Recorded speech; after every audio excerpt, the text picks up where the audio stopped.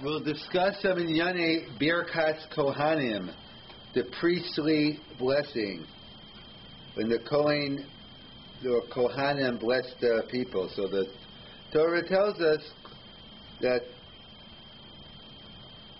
there is a mitzvah of Birkas Kohanim. We read it in the Chumash about the concept of Birkas Kohanim. So clearly, at one point, Birkas Kohanim was a mitzvah min haTorah. The question is, Bizman hazeh, does it retain its biblical character, or is it only a mitzvah midrabanan? So I think it's Yaakov Emden. He wants to claim that Birkas Kohanim is only a mitzvah midrabanan today. Why would it only be a mitzvah midrabanan? Why are we discriminating against it? Because he says that the Torah tells us Aaron blessed the people in conjunction with karbanos. So the din daraisa is when there's a Beis HaMikdash, when we have karbanos. But Bizman hazeh, there is no Beis HaMikdash, so therefore we no longer have Birkas Kohanim in our Torah. It's only a mitzvah midrabanan. And Rov Rishonim disagree. When Rov HaPoskim say we assume Birkas Kohanim is a mitzvah in our Torah even today. So what do we do with the raya of Yaakov Emden? So that's what they point out, Rav Soloveitchik and others, that when we say tefillah keneged karbanos, that tefillah corresponds to sacrifice. It's not just a nice drasha. It's a real din daraisa. The davening today takes the place. In fact, why are we doing Birkas Kohanim by v'sachazen anenu, by the avoda? Because since tefillah keneged karbanos, therefore when we do Birkas Kohanim in the middle of the Shemona Esrei by the avoda, therefore it retains its biblical character. So that's I'd say it's the Rov HaPoskim. We assume that Birkas Kohanim is the right. It's a shaila about. So the Stipler tells us a rule: anytime there's a mitzvah, and the Torah doesn't tell us how often, so therefore it's once a day, every day. So therefore, in fact, that is the minhag in Eretz Yisrael, and among some Sephardi kehilos that they do Birkas Kohanim every day. But the minhag Ashkenaz is that we only do it on Yomim Tovim, on Pesach, Sukkot, etc., on the Shalosh Regalim, on the Yomim Tovim. And why? Because the Rama writes, because you have to do Birkas Kohanim, you have to be Shari B'Simcha, and even on Shabbos we're not Shari B'Simcha, we have during the week we have the Parnasa we're worried about. So on Yantiv, when we have a couple of days, or we have the Simcha Yantiv, we can take our minds off it, and therefore we'll be able to concentrate and do the mitzvah in our Torah. So, and there's a whole discussion about what's the pshat in Ramah. That so what? You have to reach the level of simcha. So therefore, if I wait for the level of simcha, then I wouldn't do any other mitzvahs. Why is Birkas Kohanim different than if I don't reach the level of simcha by tefillin, talis, other mitzvahs? So the commentators answer because the chiyuv of Birkas Kohanim is only if you call the Kohanim up. If you don't call the Kohanim up, so there is no chiyuv. So if there's no chiyuv, so then we understand. There's no chiyuv, so therefore, if you're not besimcha, so why put yourself in a situation where you can't do the bracha properly? But once you're called up, you'd have to go up whether you're besimcha or not. It's a whole discussion, Ashkenaz and the Sephardi shul. If they're called up, you have to go up. Or even if they call up in an Ashkenaz shul, once you're called up, you have no option. So that's what we assume, that we don't do Birkas Kohanim. There's a whole discussion, the Aruch HaShulchan writes a couple of teasers that in Vilna they try to bring it back, the Vilna Gaon, Rav Chaim Volozhin, but bad things happened, and therefore they took it as a Sibim and a Shamayim that for whatever reason in Chutz La'aretz we can't do Birkas Kohanim on a regular basis. So there's a more contemporary shayla we have today, post-1948, that we have a Medina, that we have is a state of Israel, and we have Jewish soldiers. Of course, it was a shayla any time, but it's even more prevalent because now we have our own military. And the shayla is of a Kohen Shaharag. A Kohen that kills, it's brought down in Shulchan Aruch, and it looks, I think, the Rambam passes this way, the Kohen Shaharag, he can't do the Duchanim, he can't do the Avodah in the Beis HaMikdash. So the question is, if a Israeli soldier is a Kohen and he's fighting the war and he kills the enemy, so does that disqualify him from Birkas Kohanim? So the poskim seem to say no. Rav Moshe has a famous tshuva. He quotes from the Pri Chadash or the Pri Megadim, I forget one of the two, that he says it's pashut that the Kohen can continue to do Birkas Kohanim because we have halacha. We know the 610 mitzvahs v'chai bahem, but for 3 mitzvahs, better to die a life of Kiddush Hashem. If someone puts a gun to it and says commit illicit relations, murder someone, or worship idols. So what happened if someone put a gun to their head and for onus they went ahead and they killed someone? So the Pri Megadim writes there that he could still, if it's a Kohen, he's still permitted to do Birkas Kohanim since it was ba'onus. Since it was under duress, so therefore it doesn't count.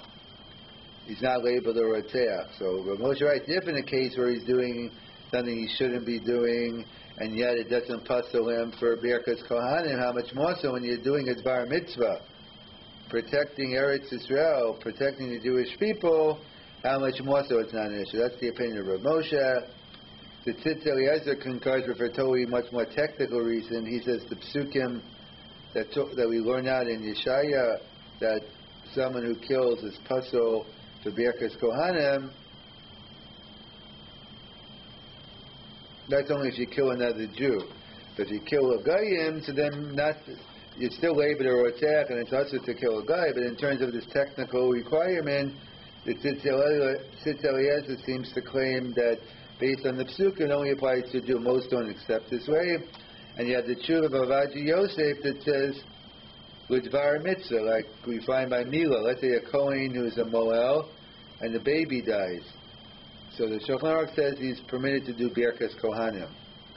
So Pashas because he's doing a mitzvah. Either he's doing the mitzvah of Mila, perhaps, he died for other reasons, you never know exactly.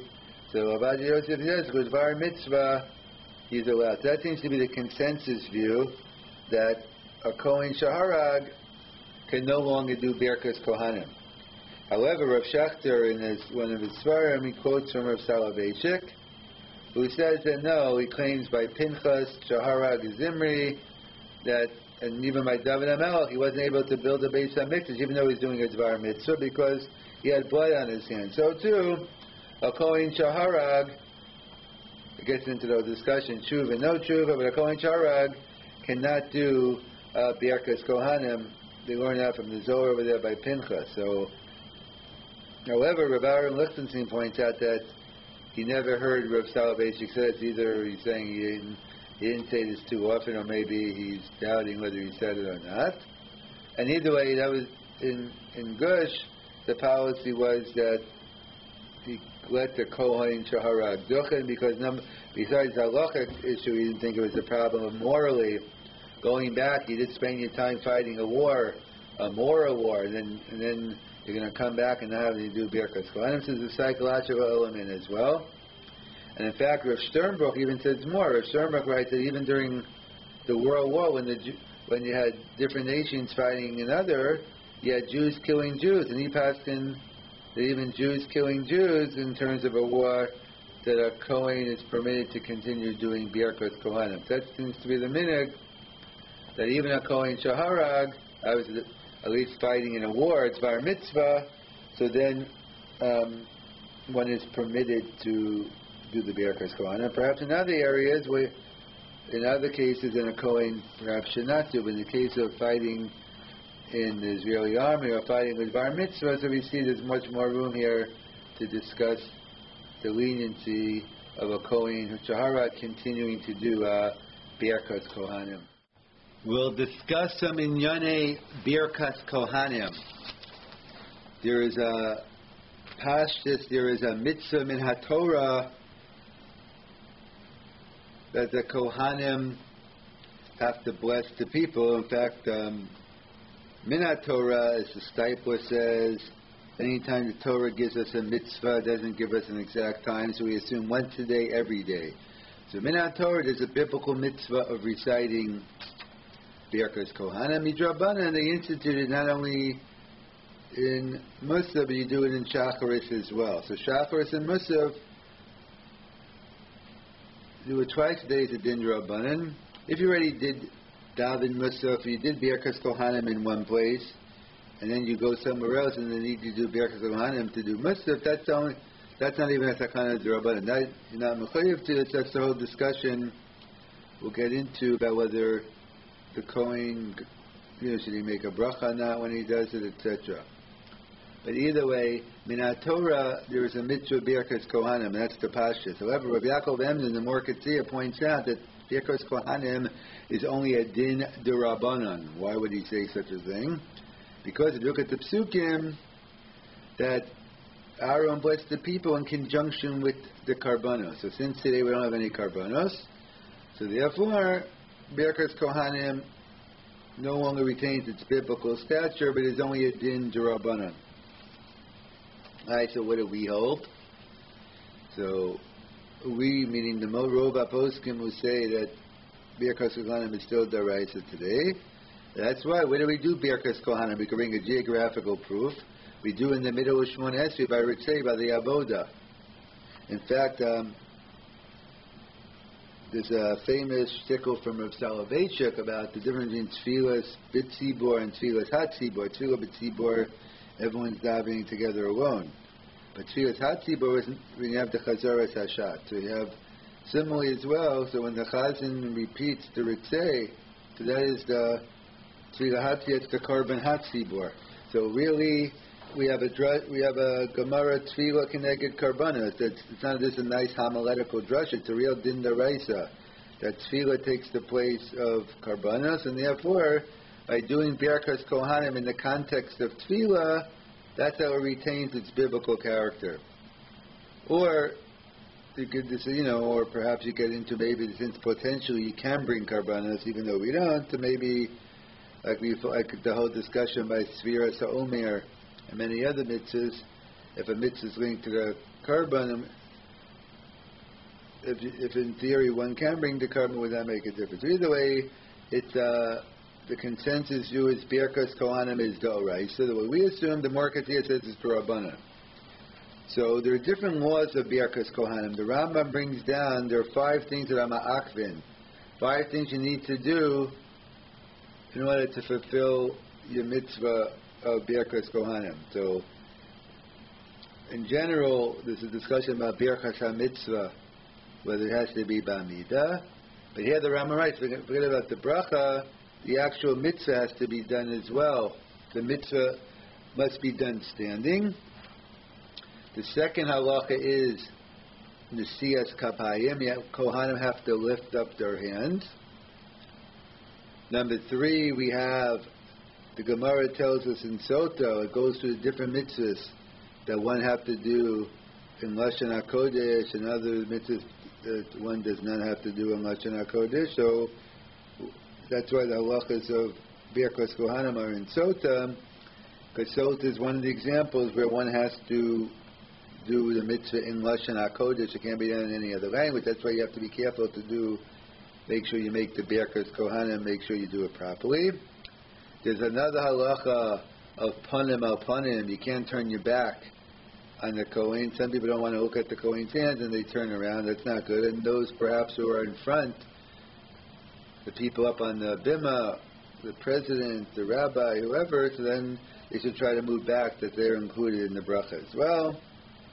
And then you have another halacha, is the famous Beis Halevi on this, and the shtickle of Shomei HaKa'onah, but on the din of whether Birkas Kohanim needs B'Kol Ram. And this question was, could you do Shomei HaKa'onah?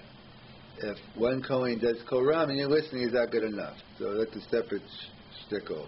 But it's clear, part of the halacha of Birkas Kohanim requires that the Kohen do a B'Kol Ram. What's B'Kol Ram? That if you were standing in a room talking to someone, they would consider you talking B'Kol Ram. That would be considered B'Kol Ram. So those are some of the basic halachas of Nesias Kapayim, of Birkas Kohanim. There's a famous chakira regarding on the issue of Nesias Kapayim, that we know the halacha is you have to raise your hands. So what's pshat raising your hands? Is that the definition of the mitzvah? Like, I guess if you call it Nesiyas Kapayim, then that's the definition of the mitzvah. If it's Birkas Kohanim, the bracha seems to be the ikar, and one of the things you have to do as well is you have to lift up your hands, you have to stand, you got to speak in Lashon HaKodesh, and you have to pick up your hand. So is picking up your hand just a tanai in the mitzvah? In order to fulfill your mitzvah, you have to do it, but that's not the ikar. That's not what it's all about. I don't know. The ikar of, it's part of the definition of the mitzvah is you have to have Nesiyas Kamayim Nafkamina. So the Achronim discuss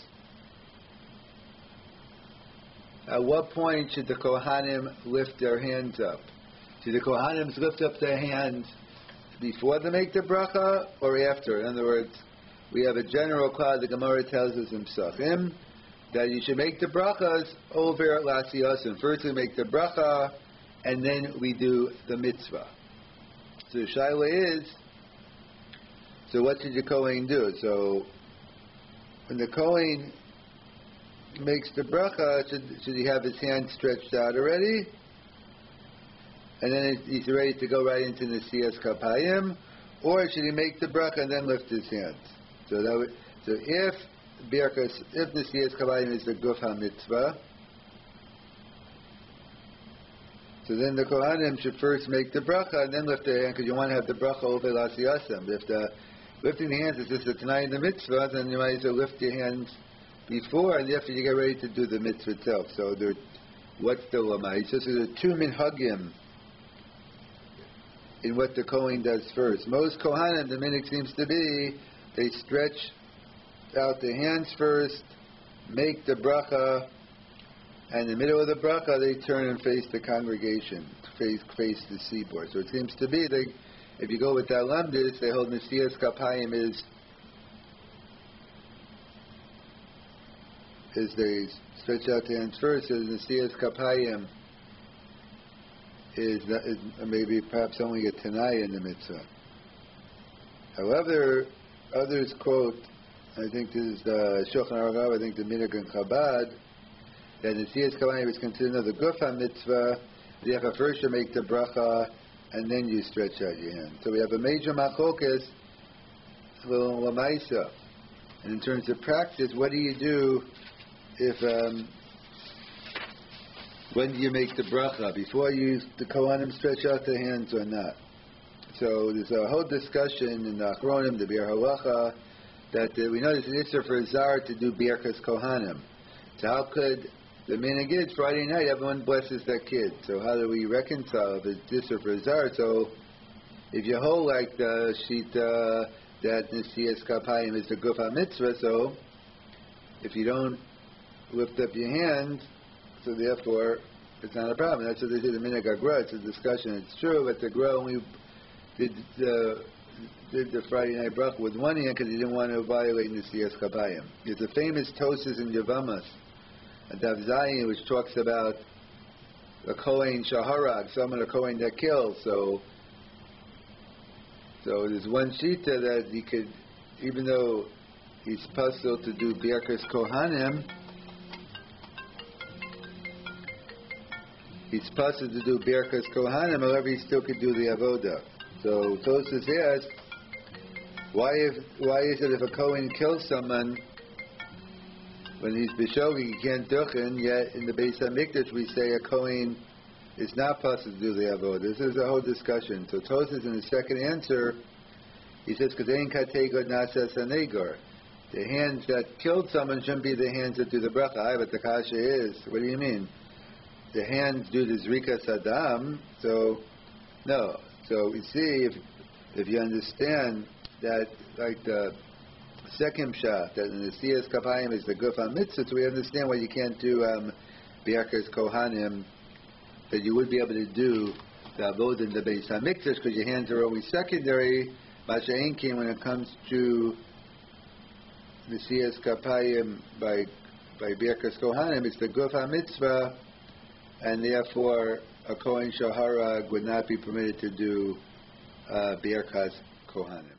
The Rambam writes, there are 5 things that are ma'akev, they're an obstacle in performing birkas Kohanim, the blessing that the Kohanim give. So the Rambam writes, one has to have amida. The Kohen has to be standing when he does the birkas Kohanim. We know we have a klal in general regarding a discussion regarding the birkas mitzvah, whether in terms of standing and different mitzvahs, but there's a mitzvah that requires standing according to the Rambam and Pashas. If they're standing, then we should be standing because we need panim al panim. It has to be, as we'll see, we have to be facing, the Kohanim have to be facing us. We'll come back to the one in a minute. You need Nesias Kapayim, you need the Kohanim raising their hands. It has to be in Lashon HaKodesh.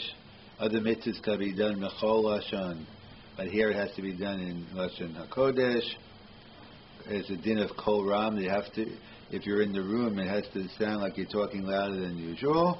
And going back, you need panim al panim, as we say. You need face to face. And Pashas, they're both facing it. Even though the Gemara says the Amsha Besados, the people who are out in the field, they could be included in the bracha. But if you're in the room, if you're in the shul, so then you should try to be facing them. So if you're up in the front, then you should try to move a little back, so therefore that you have some type of din of panim al panim. Some people turn their backs on, and that's the problem. It shows they don't want to be included in the bracha.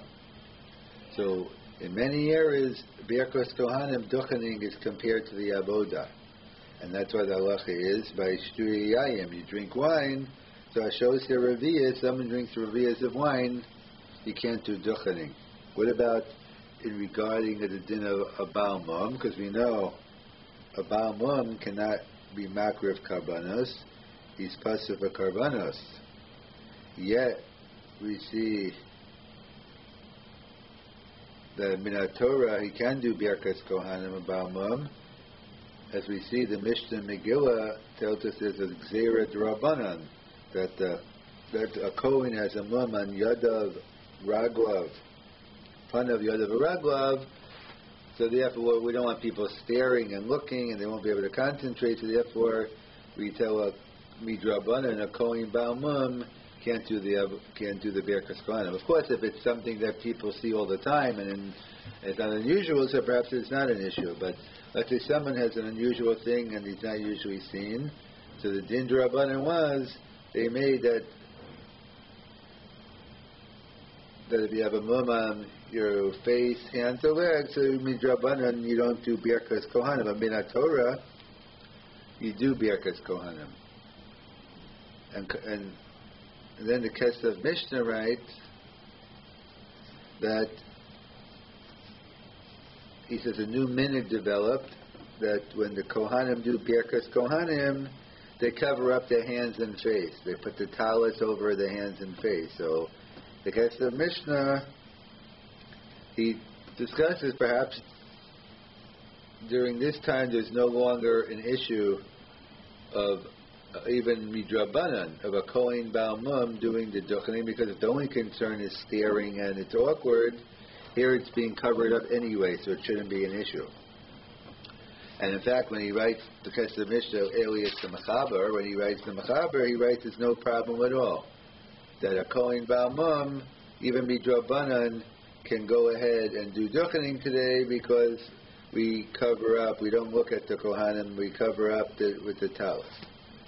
So the kasha on the Mechaber is, we know we have a general principle that a davash of a minyan, sarak minyan achal atiro, that if one basin institutes something, you need another basin to come along, gadol v'chachma of a minyan, in order to uproot the gzera. So how could it be that the Kesef Mishnah says that now that we cover our hands and face, we no longer have to worry about it? What happened to a davash of a minyan? What happened to having another basin? There was no basin around that took away the gzera. So what's pshat? Why over here is it different? That seems to be, according to the Mechaber, that it falls off by itself. As well, also they point out, I think it was the Ideris, Rav Kook's father-in-law, he said as well, there's halachas, the Gemara said, we know there are mitzvahs you have to do biyom, lulav, mila, shofar. However, midrabanan, we wait until sunrise. So why? So some learn, why do we wait until sunrise? Because if we tell you to do it at Los HaShachar, it's still dark out. You're not going to know if it's really Lila. It's still the day before. So we're concerned you might do it on the wrong day. So therefore, you wait until sunrise. You don't have to worry. So it's a din to Minat Torah. It's okay, but midrabanan, they said don't do it then. So the Adara says today, and how much more so now, that we have watches, we have clocks, we all know the time. There's no longer concern. Therefore, one is permitted to do these mitzvahs even earlier. Again, so where's the takana d'rabbanan? Where's the gzeira? Levan the davar tzarach davar minachal atiro. So there's a famous Mishkanis Yaakov, Kelis Yaakov, Yaakov Karlina. He wrote a famous sefer, and he talks about this issue. Then one in general, how do we ever know when a takana d'rabbanan? So he says. So first, let's see what he says. First, what he says is, well, let's go back a step. There's a machlokes in the Mishnah between Rav Shimon and Rabbi Yehuda regarding the Torah talks about not taking collateral from a widow, from an almana, and Pashas, why not? Because it's the only blanket she has. It's the only coat she has. Because if she's almana, she doesn't have a husband. No one's working. So therefore, we assume that's the pashas. So that's what the Torah says. The Gemara wants to know. Chazal want to know. What about a rich widow? Someone who's independently wealthy, had a nice life insurance policy. Can you take collateral from a wealthy widow? So Rabbi Yehuda says, no, ain't no darshinan time at the krah. We don't go ahead and take the reason for the pasuk and qualify the mitzvah. And Rav Shimon says, yes, darshinan time at the krah. If we know the reasons, the reason could either limit or expand the scope of the mitzvah. So Machokas, Rabbi Yehuda, and Rav Shimon Bar Yochai. And we generally passing like Rabbi Yehuda, that we are Eino Darshinon Taima Dakar. We have no right to take the reason and then limit or expand the quality of the mitzvah. So, however, there are even certain cases where Rabbi Yehuda agrees. So the Mishkan Yaakov points out that if the Torah itself built in the reason, so then we say if the reason no longer applies, so then it falls off. Like they talk about the discussion, the Gemara in Sanhedrin, that a king shouldn't take many wives because they might come to take them away from HaKadosh Baruch Hu, but they're all from wives, so then it shouldn't be a problem. So we see that's, and we find also that that's what the Rush writes, others by the mitzvah of Ksiba Sefer Torah, that the mitzvah today, either in addition to Sefer Torah or instead of, the mitzvah is to write Svarim, because back in the day they used to learn from Svarim, Kisvu Lachem B'Lamda, so now we learn from Svarim. So if the Torah itself builds it in, so then the reason falls off. Let's say, like the Rush or others write by Osala Navla, so you have to, you're supposed to bury someone right away. However, but Kavod Ameis, you're waiting for the family, you could do it, you could wait to the next day, because the whole point is Kavod Ameis, so therefore whatever works. So that's why it didn't direct. So it didn't direct, so we see if the Torah itself gives the reason for the mitzvah, so then if the reason no longer applies, so then it could fall off a chain. However, how do we know by Adin D'Rabbanan? Adin D'Rabbanan doesn't say, and he says 90% of them aren't built in, because if they're all built in, then everyone will say, well, I know I know better, and therefore I'll do it. So very few are not built in. But how do we know when they are, when they're not? So the Torah quotes from the Tshuvas Harash regarding tzitzis by Kal Ilan, Tcheles, that we have a principle, Yesh koach b'yad chachamim la'akord bar Torah v'shei v'atasa. We have a principle that chachamim can tell you not to do something v'shei v'atasa. At certain times you have a din daraisa, let's say Yantiv Sheni. Why don't we put on tefillin? Shevi al tasek. Chachamim can tell you not to do something. They can't tell you to violate Fakum Va'aseh.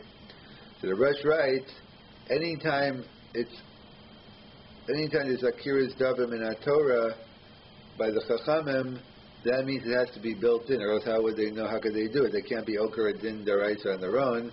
So then the Tam of the Gzeira must be built in. So we have to see if there's an Akira's Davim in our Torah, so then we know it's built in. That's in the Aderes, that the fact that we go ahead and we push off the mitzvah of shofar or lulav, that means there must be Akira's Davim in our Torah. So too here, min Torah, a balamum, he can't bring karbanas, but he can do birkas kohanim.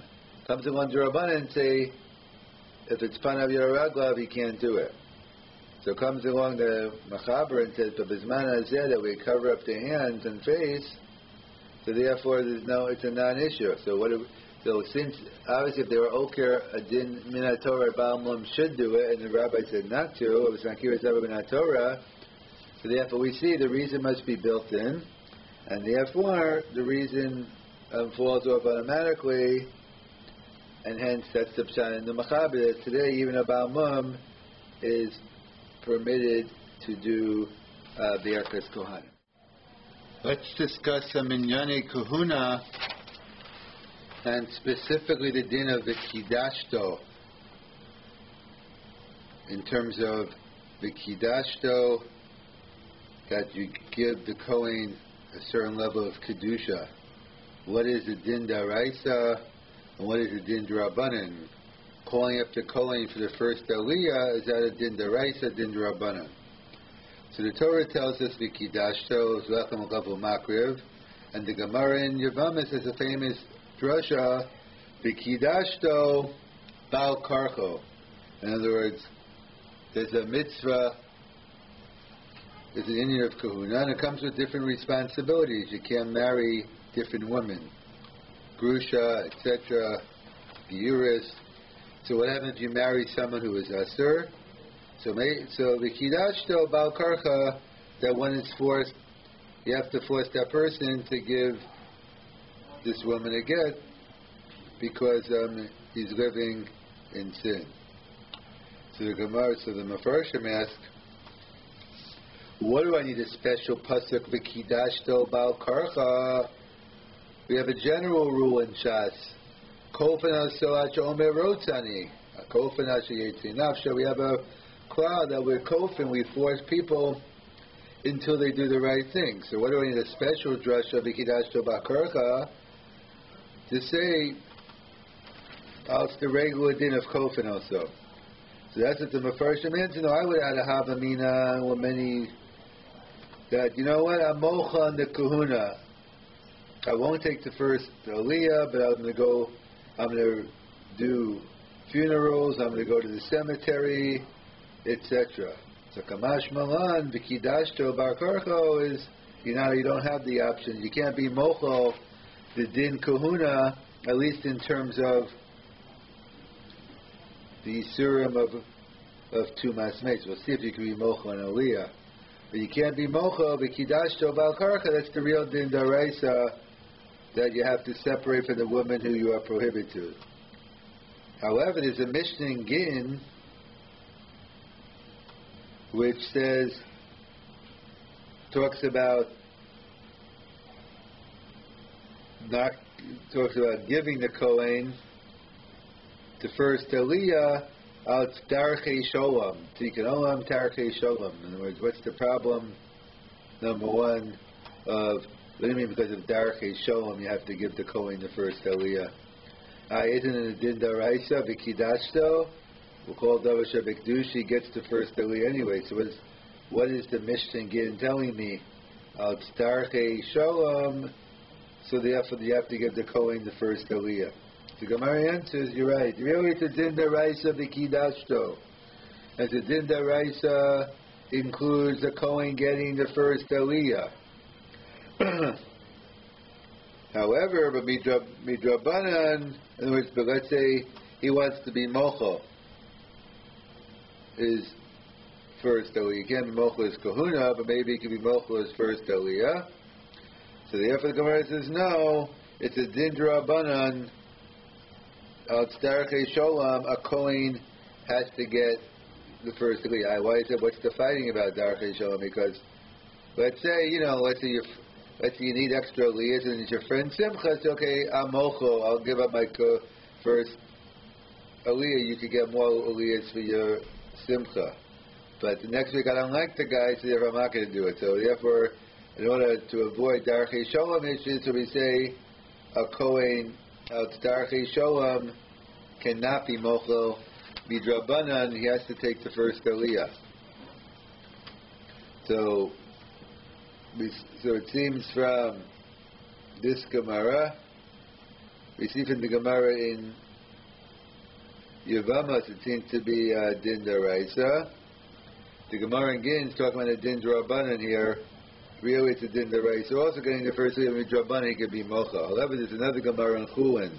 Tosis points out, I think Daf Peiches, Daf Peites, that the Gemara talks about the halacha of someone who steals someone else's mitzvah. Yechapa another person's mitzvah. The Gemara's case is someone who does the shchita, mishashachar hu yechasa, he gets the mitzvah of kisei hadam.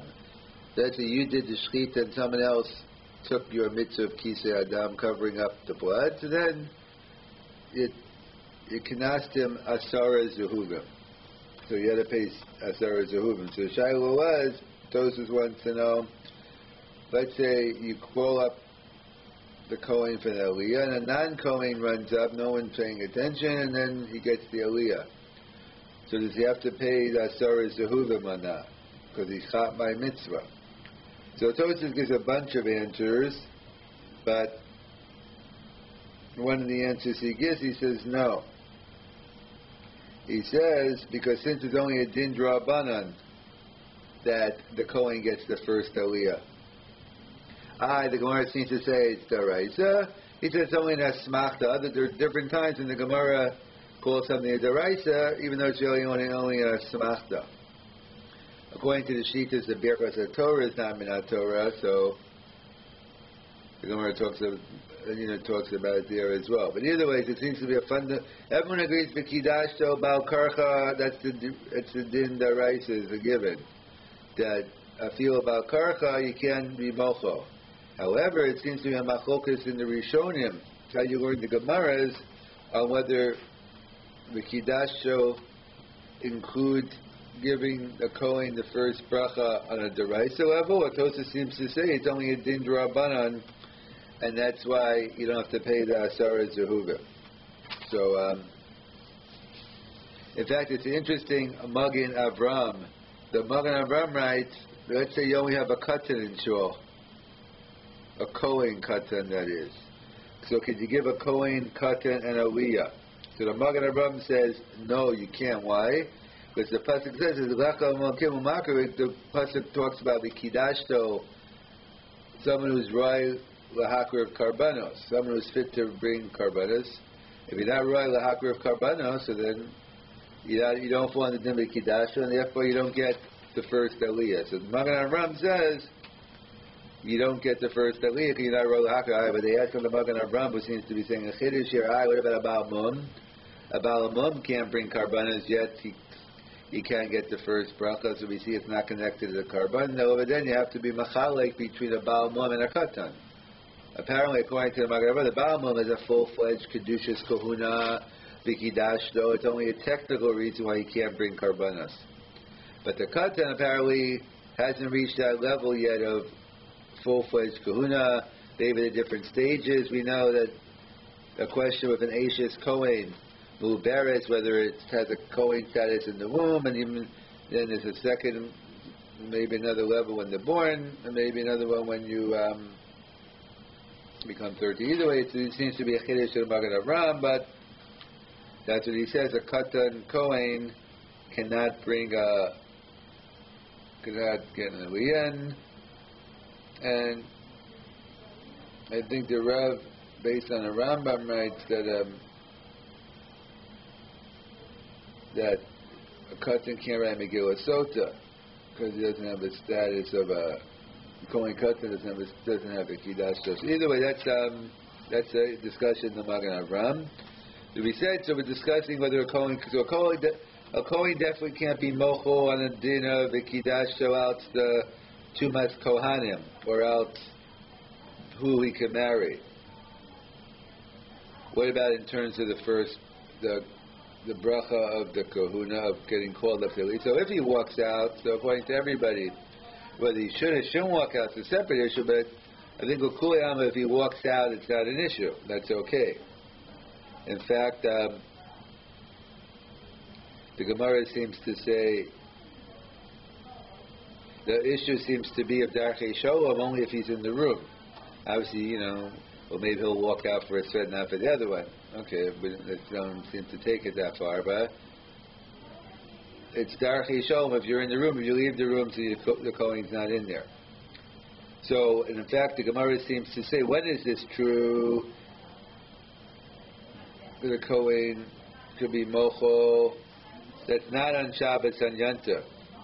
On Shabbos and Yantav, there's so many people there, so he can't be mochel. He can't sit in the room and be mochel. But on Sheni v'Chamishi, when there's no one there, so perhaps it's okay. A Kohen can be mochel. And then Tosus writes, that was Bizan HaGemara, when the shuls were packed on Shabbos, and not during the week, but where Tosus lives, that they had many tiny communities, only had 10, 20 people, whatever they had in a community, and there was no difference, Tosus writes, between Sheni v'Chamishi and Shabbos. So if that's the case, Tosus says so even on Sheni v'Chamishi can't be mochel. And Rav Moshe writes, but Bizman Hazeh, that we revert back to the Din HaGemara because we have more people in Shul. So on Shabbos, definitely not. On Sheni v'Chamishi, so perhaps then I'm a Kohen and can be mochel. And Rav Mordechai Benet, I think he was the chief rabbi in Hungary at one point, big Talmud Chacham, he points out that, and it's only appropriate, really, a Kohen should only walk out if really out to dinner Kiddush, so you shouldn't be walking out. If you are going to walk out, he says, at least it makes sense to walk out if there's no Levi, because then if you stayed in, then you'll get the first two brachas. But if there's a Levi, it's only one bracha, so therefore you shouldn't walk out, even though once the Kohen walks out, so, you don't have to give the Levi either. But either way, that's why Rav Mordechai Benet writes, and there's a whole discussion at Takanas Kohanim, because really the Gemara says, a Talmud Chacham Kodim L'Kohen. The Talmud Chacham takes precedence over a Kohen. And the Rambam in Perush HaMishnah again doesn't go for this Takanas. That's the Din HaGemara, and the Kohanim said, we don't really know who the Talmud Chacham is anymore, so therefore we give the Kohen and the Levi first. And the Rambam doesn't go for this Takanas, he says, Talmud Chacham Kodim L'Kohen Am Haaretz. So in fact, obviously we follow the Takanas Kohanim, we follow the Takanas Kohanim, and we give a Kohen Am Haaretz before a Talmud Chacham. However, the Vilna Gaon, Leil Simchas Torah, there was a new Takana, a new minute to read. You used to only read Kriyas Torah during the day. Now they read Simchas Torah at night. That was after the Gaonim. So he says the Gaonim never made a Takana on that because it didn't exist then. To the Vilna Gaon, he used to take the first Aliyah. He was the biggest Talmud Chacham. I think he used to take the first Aliyah in Shul, even with a Kohen. And the Rav didn't go that far of salvation, but on Leil Simchas Torah, he gave out a Kohen Levi, and then afterwards he looked around the room. He was a Levi, so he couldn't take Yisrael. And he looked around the room, and he used to pick the biggest Talmud Chacham. If you only didn't have Gemara, that's what they do in yeshivas, is the same people get the Aliyahs every week. Rosh Yeshiva gets Shlishi, and then in terms of Talmud Chacham, they give out. And the Magen Avraham even writes a Chiddush out Kavod Torah that even lets you auctioning up the Aliyahs on Simchas Torah any other time, and you're auctioning Kohen.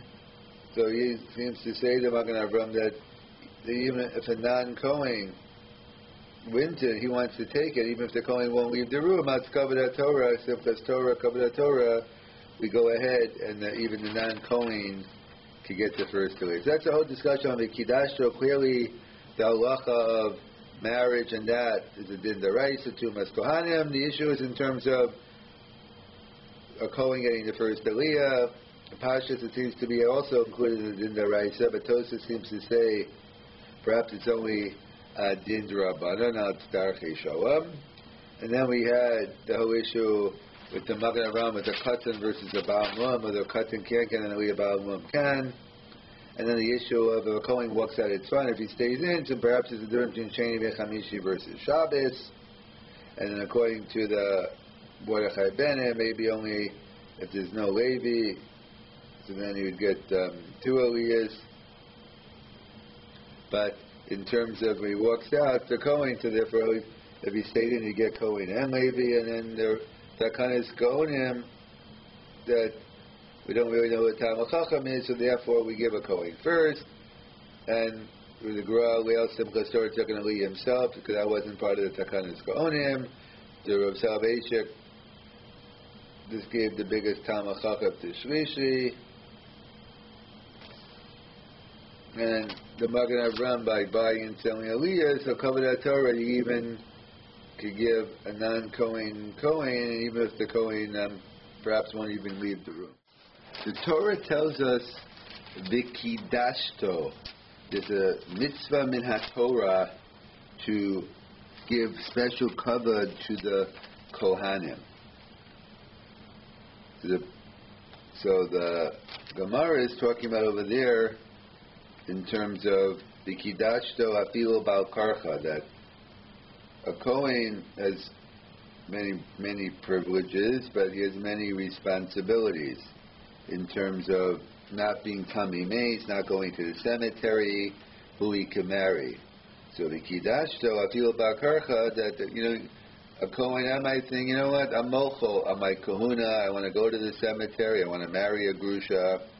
Kamash Malan, no, because we have a general halacha of Kofin al Mitzvahs, we know.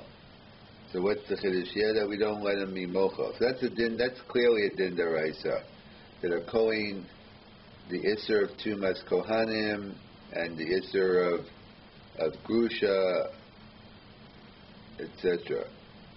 What about, there's another halacha the Gemara learns out from the Kiddashto, that when it comes to Kriyas HaTorah, he gets the first Aliyah, Birkas HaMazon, he's called up first, then he gets Mana Yafa, he gets the Good Danish. So what type of din is that? So it's Mashma, the Gemara says, there's a Mishnah in Gin which talks about Kohen Korei Rishon because of Darchei Shalom. That it seems to be a din d'Rabbanan. Why do we have to give the Kohen first? Because of Darchei Shalom. The Kiddusha is a din d'Oraisa. So what are we concerned about Darchei Shalom? What's the Kohen going to do? So since Minat Torah he can be Mocho, so therefore we're talking about a din d'Rabbanan, that we're concerned that the Kohen, he'll like these people this week, he'll be Mocho. He hasn't like the next group next week, and then so they have the big machoka. So therefore it's a din d'Rabbanan out Darchei Shalom that a Kohen can't be Mocho, that a Kohen should be Korei Rishon. So Pasha, some say it's a din d'Oraisa. That's what it's coming to tell you, that even though the Kiddashto by a Grusha or Tami Meis he can't be Mocho, but in our Torah he can be Mocho the first Aliyah, and therefore the din midrabanan tells him not to, because of Darchei Shalom. So there's Mashra going to many, it's a din v'kidashto about the Kohen getting the first, is also a din d'oraisa. But not everyone agrees that. Tosafos seems to say in Chulin, not that way. Let's say someone calls a Kohen up for an Aliyah, and someone else runs up and takes the Aliyah. So the halacha is, he doesn't get it. I mean, the halacha is that, no halacha, someone took the Aliyah. So the Gemara talks about chotev mitzvah. You have to pay asara zehuvim. You got to pay a fine. So the question over here is: someone took the Kohen's aliyah, does he have to pay asara zehuvim? So Tosfos says no. Why? Because he holds it's only a din. Apparently, Tosfos holds the din only applies if you chotev a din min haTorah, but he says it's only a din drabanan. That's a shaila among the poskim.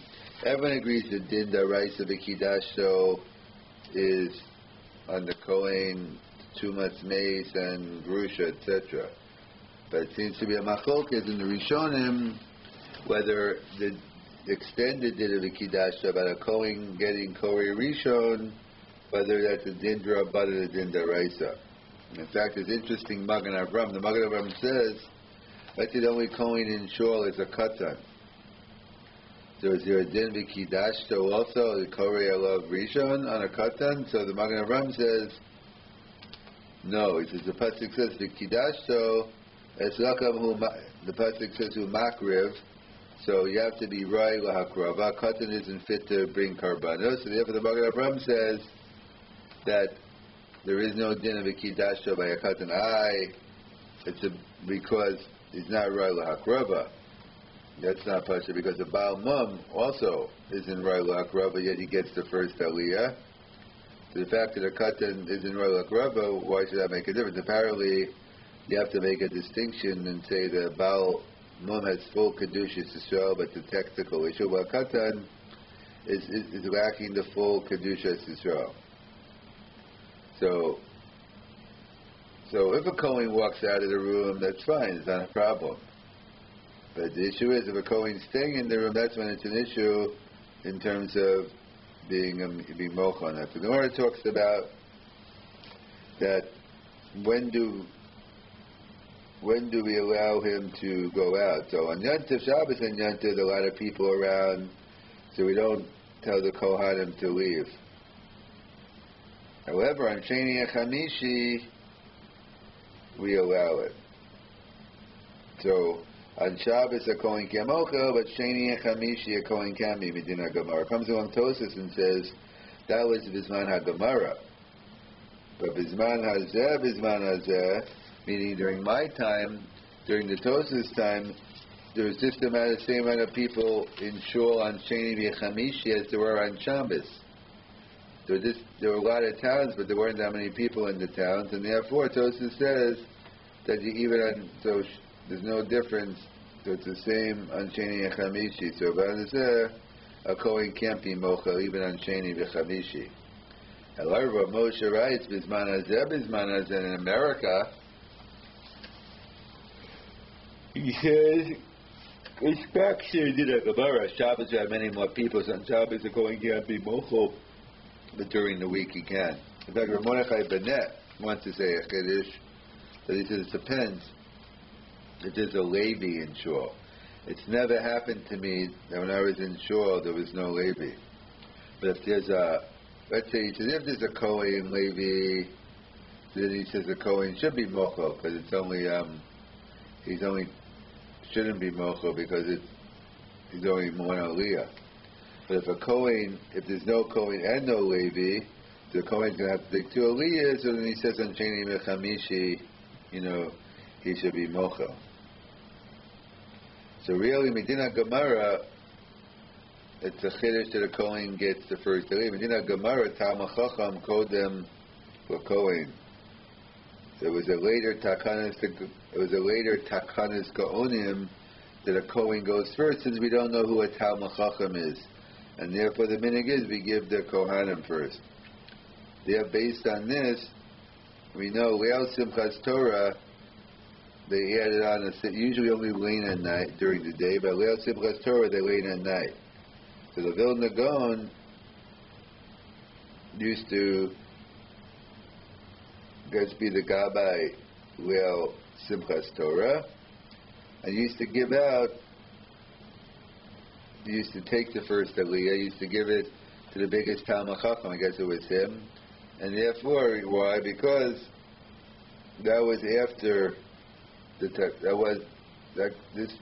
Kriyas Torah came after the Takanas Gaonim, so therefore he felt I'll cover that Torah Simchas Torah wasn't of so Leil Simchas Torah. He didn't follow the Takanas Kohanim.